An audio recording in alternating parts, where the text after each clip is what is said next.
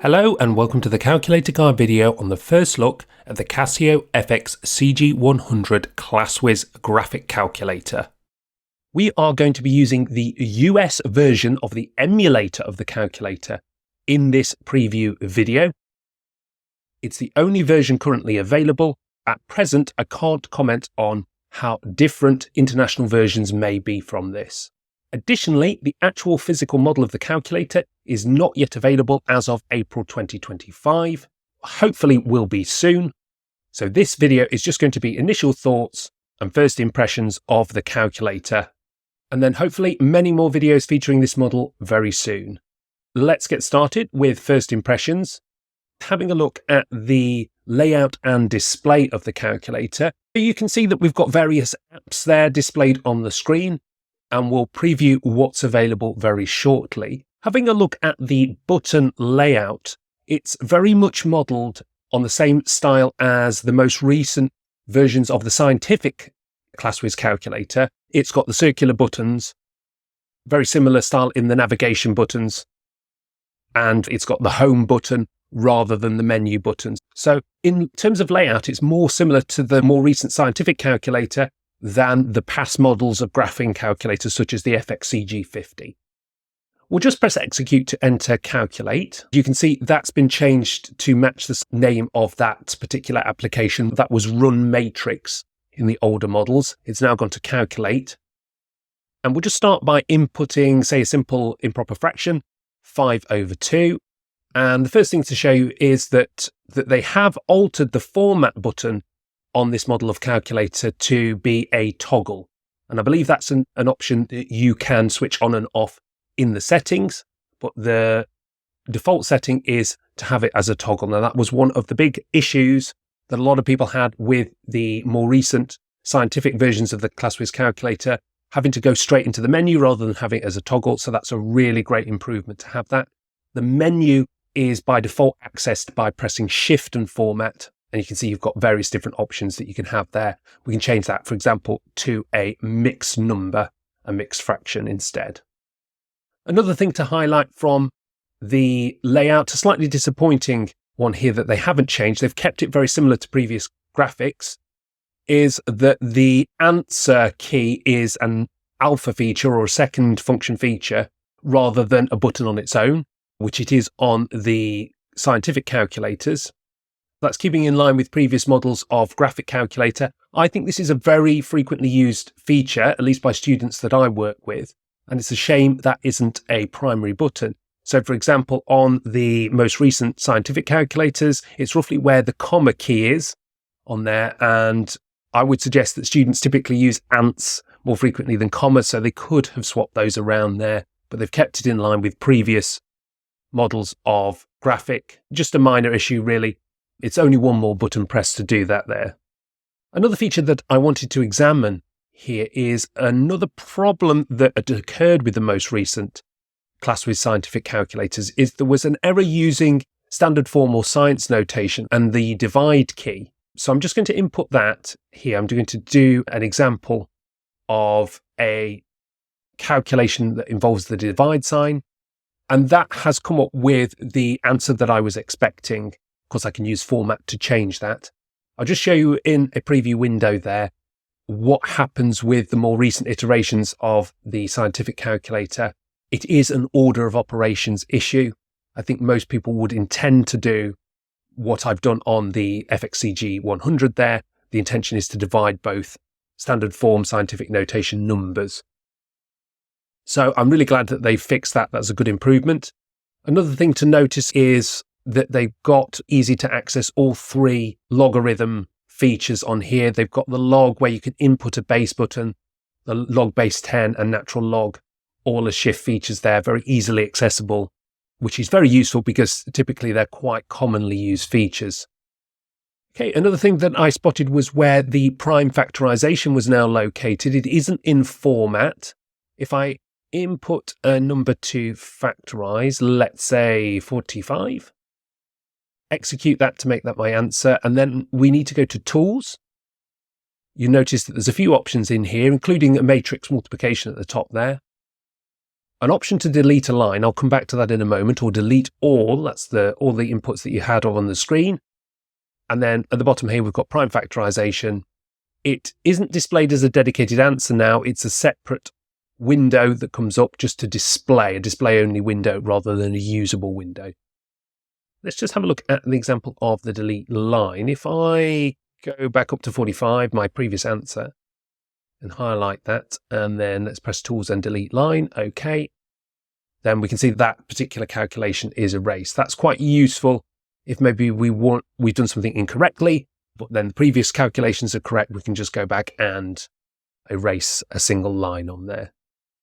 Let's take a look at the catalog menu. Again, very similar to the recent scientific calculators. Many of the features are stored within the catalog menu, so you easily know where to navigate to if you want some deeper functions. We've got functional analysis here, derivatives, integration, solving, simplification, various others, probability, numerical calc. We've also got vector and matrix. I'm not going to go through them all.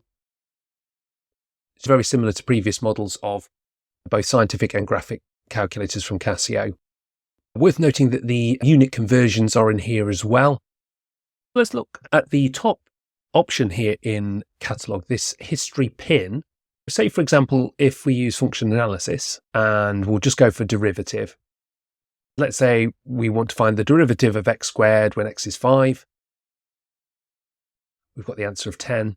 So we've used the derivative feature there. And then if we go to catalog and history, you can see that the most recent feature that we use, d by dx, is represented there in the history. I think you can have up to the most recent 10 items. Let's try using another one and see how that appears. So let's try integration. Let's do integration with x cubed between 0 and 5. Press execute.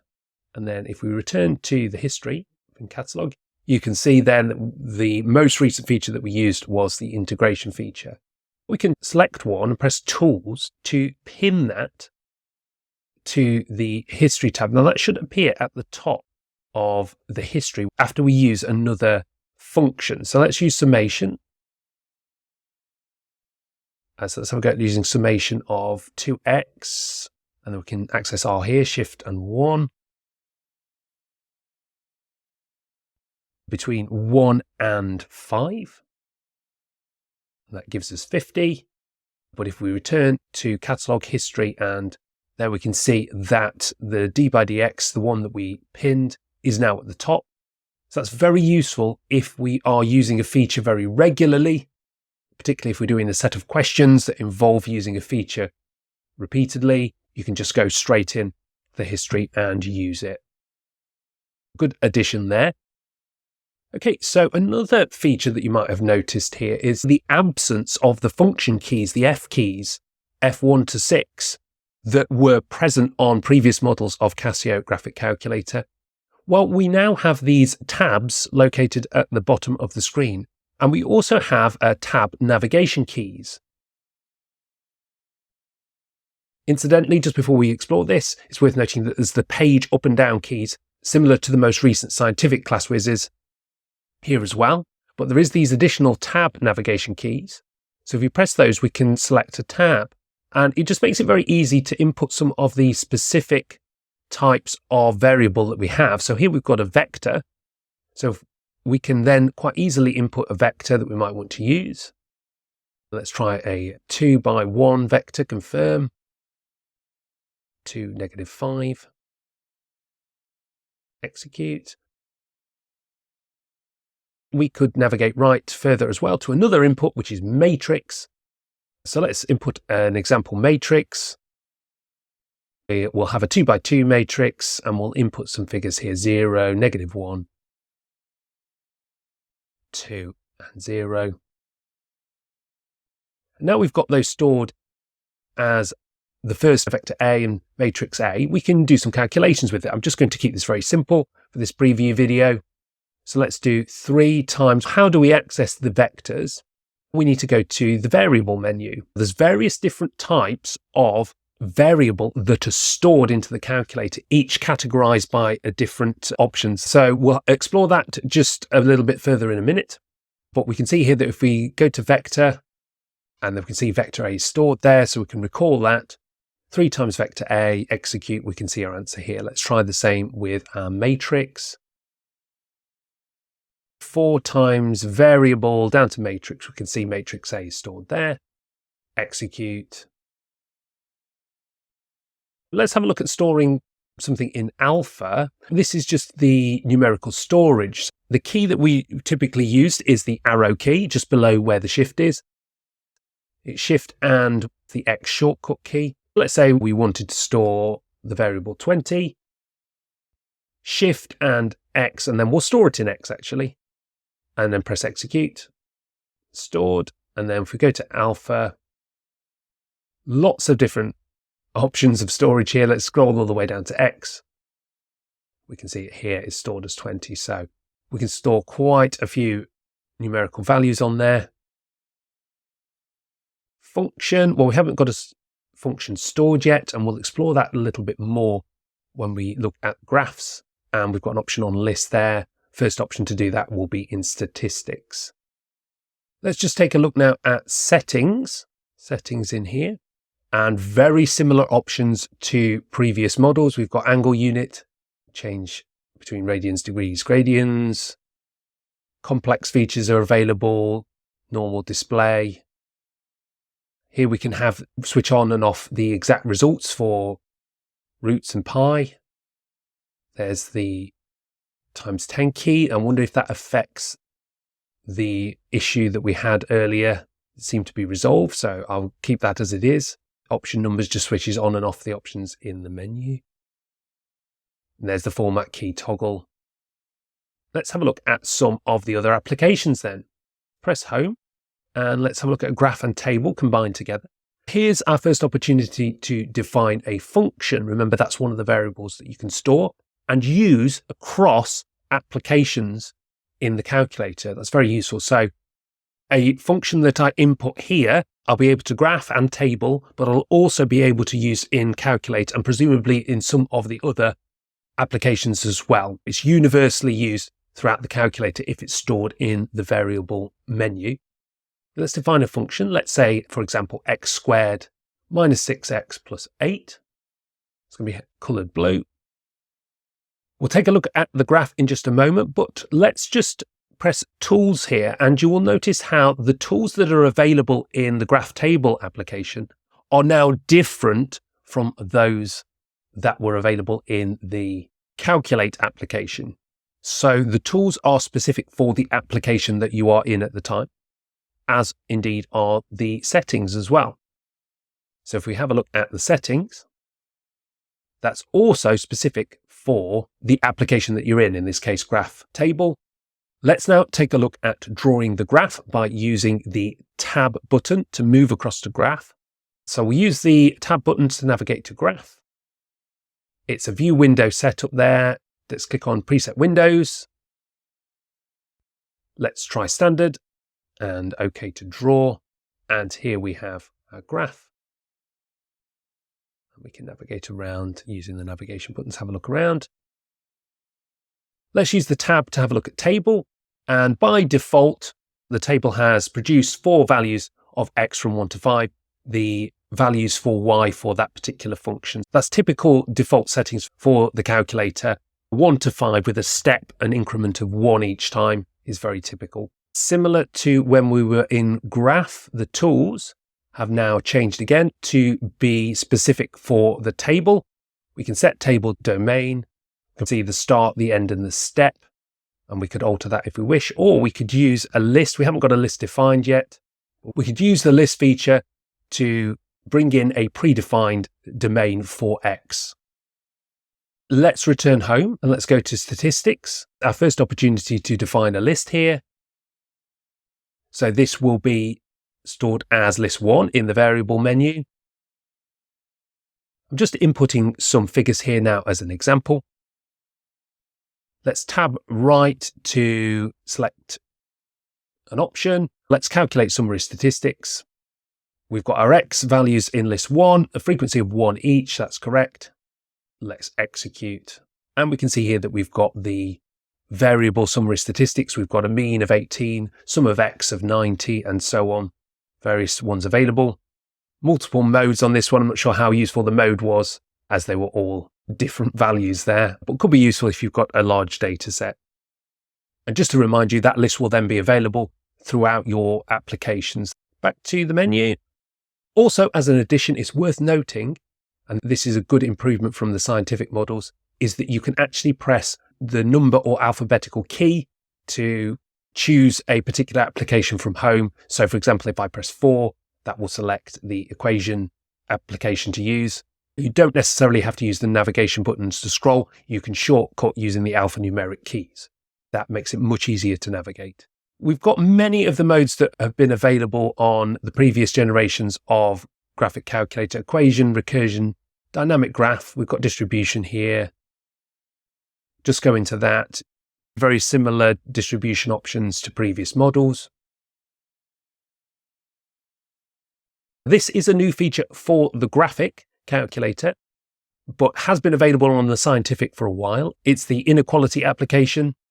So we can input various different polynomials. If we tab right to see the type of inequality, we can have greater than, less than, greater than or equal to, less than or equal to. It's great to see that feature now on the graphic. It's been available on the scientific calculators for a while, so it's very good that they've now put that onto a graphic. Back to home and going through the applications: base N, conic graphs, spreadsheet, geometry, financial, 3D graphs, probability simulator. I think it's very similar again to the one that's installed on the fx-CG50. We've got the various different probability sims. The MicroPython app's still there. Now, database is a rebranding. It was previously called Physium. It's now called database. It does have the periodic table available here. We have a preview of that. And also the fundamental physical constants are available here as well. We've got a menu to use those. System, memory, and exam mode. I presume that the exam mode will be tailored specifically to the model of calculator that will be released in your country. Students can easily access it, and examiners can easily instruct students on how to put their calculator into exam modes ready for their examinations. Let's have a look in system. Very similar to previous models. Memory. So there we go. Final thoughts on the Casio fx-CG100. Let me know in the comments what you think.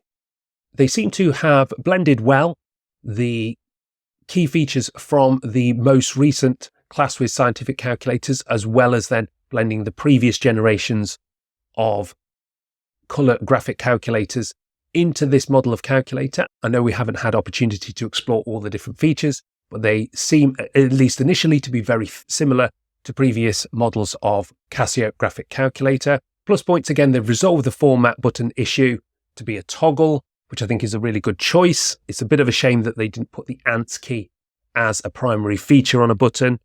And also they seem to have resolved the previous standard form science notation problem, which is very good. Generally, I find the calculator much easier to navigate than previous models of Casio graphic calculator. The menus are much more accessible via things like catalog and tools than they were via the function keys, in my opinion. And I quite like the tab feature as well, to be able to switch between various different inputs. It's also worth mentioning that the back key, which was introduced on the most recent versions of the Classwiz Scientific, is a really good feature. If you go down and select the wrong option, it's just the easiest thing just to go back and try again, rather than having to scroll through the menu from the beginning. I don't think there's anything that's outstandingly new compared to, say, for example, the fx-CG50, but certainly I imagine that model will become discontinued and that Casio will introduce the fx-CG100. And initial impressions are that it certainly is a suitable replacement calculator for that. I would argue on initial impressions, probably slightly better, easier to navigate, but we'll have to have a look at the actual physical model when it is released. And when I get a copy of that, I will do an unboxing video. Let me know your thoughts in the comments below. Don't forget to like and subscribe for future videos. But that's it for this video. Thank you very much for watching, and I'll see you next time on the Calculator Guide.